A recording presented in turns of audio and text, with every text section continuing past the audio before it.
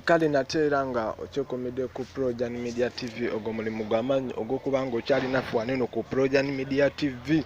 Mikwano gyaffe mwenna abali mu nsi ez'enjawulo, abali Oman, abali Qatar, abali e Saudi, mwenna tubaagala, n'abali wano eno e Kampala Uganda, mwenna tubaagala nnyo, ne mu East Africa okwetooloola ensi zonna. Baganda baffe tubaagala nnyo nga bwe mukiwulira, mukola mulimu gw'amaanyi nnyo okubanga mwekuumidde wano eno ku Projan Media TV.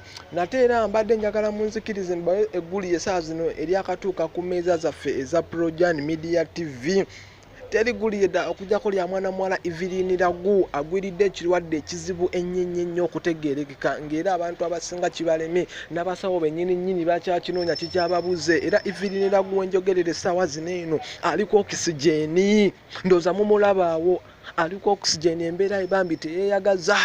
Era kambere nga ndibawa egguli lya Evelyn Lagu mbujjuvu. Abasinga Evelyn Lagu tumumanyi mukazi muyimbi, abasinga tumutegeredde ku nnyimba, ate abasinga tutegeredde mu bigambo nga bamuvuma. Bayimbi bangi nnyo bazze bamuvuma, bamukoze eki, bamuwalana, kozi n'ebiddako awo. Nze kale kambere ng'ate era mbatuusako essaawa zino egguli lya mwana muwala Evelyn Lagu. Teri ddala nga kigambibwa nti bannange yaposinza wanaga bannange munsabire, siri bulungi wadde n'akatini. Ani abyogera? Evelyn Lagu bane siri bulungi, era essaawa zino ali mu ddwaliro eyitibwa Malcolm Hospital. Eddwaliro lino eno lirinaalya oluvannyuma lw'ekiro ekyakeeseza olunaku lw'eggulo.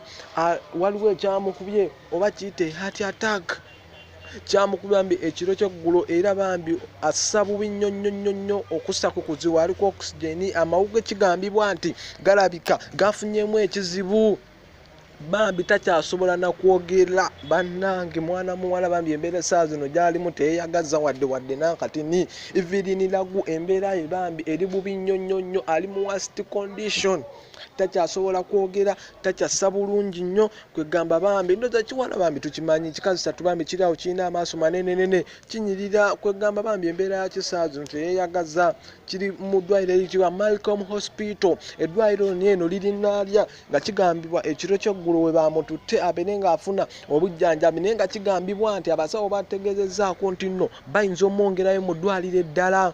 Era eddwaliro lino lyalimu just baalimu muwaako eringanga first aid, naye nga munnange embeera ye teyeeyagaza. Essaawa zino mu Malcolm Hospital agenda kwongerezebwayo atwalibwe oba e Mulago oba Kiruddu, abeere ng'afuna obujjanjabi obusingako awo. Naye nga bambi embeera ye takyasobola kussa, takyasobola kwogera, ne bambi tukisabire ekikazi kyattu Evelyn Lagu kibeere ng'ate kisobola okutereera, kiddemu bambi mu mbeera zaakyo ennungi nnyo, naye ng'amawuggwe gafunyemu ekizibu, takyasobola kussa bulungi. Kale bali kubanga okyekumidde ku Projan Media TV, amawulire mangi gakyajja. Webale nnyo, webalire ddala.